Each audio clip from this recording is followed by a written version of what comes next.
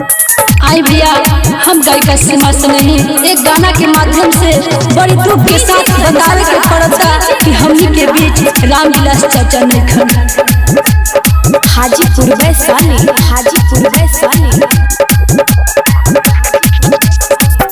अपना बना के कहाँ चल गईला, रोवत सारा जमाना राम।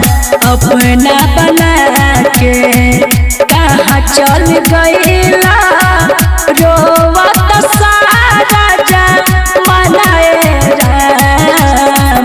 सुनो विधाता ठीक नहीं कैला राम, विलास जी के कैला बे गाना राम। सुनो विधाता ठीक नहीं कैला राम, विलास जी के कैला बे गाना राम।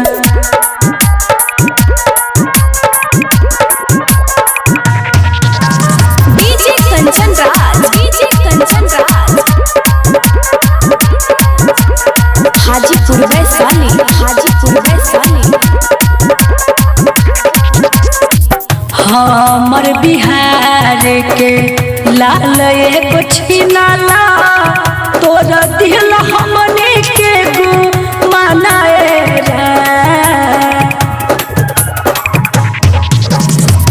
हमारा बिहार के लाल एगो छिनाला, तोर दिल हमने के गु मनाए राम। उनके आवाज पर नाच सबके रहे, उनके आवाज पर नाच रहे सबके। हिंदुस्तान के रहले सानए राम।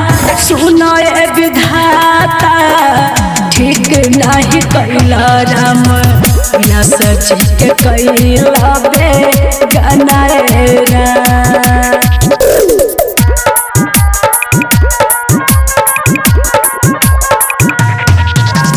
DJ Kanchan Raj, DJ Kanchan Raj. हाजीपुर वैशाली, हाजीपुर वैशाली। जहाँ जहाँ गईले सब कुछ कईले, कई दिहले ऐसन काम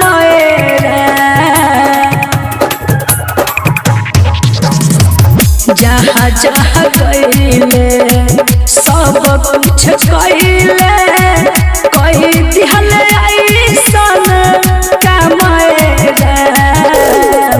अखिलेश रोहित सीमा कहतारी तोहर से, अखिलेश रोहित सीमा कहतारी तोहर से। बड़ी दुख से गावताने गाना राम। सुनो विधाता ठीक नहीं कैला राम, विलास जी के कैला बे गाना राम। अपना बना के कहाँ चल गईला, रोवत सारा जमाना राम। अपना बना के कहाँ चल गईला, रोवत सारा जमाना राम।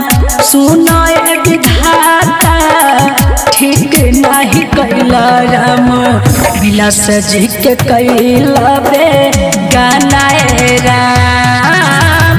सुनो विधाता ठीक नहीं कैला राम, विलास जी के कैला बे गाना राम।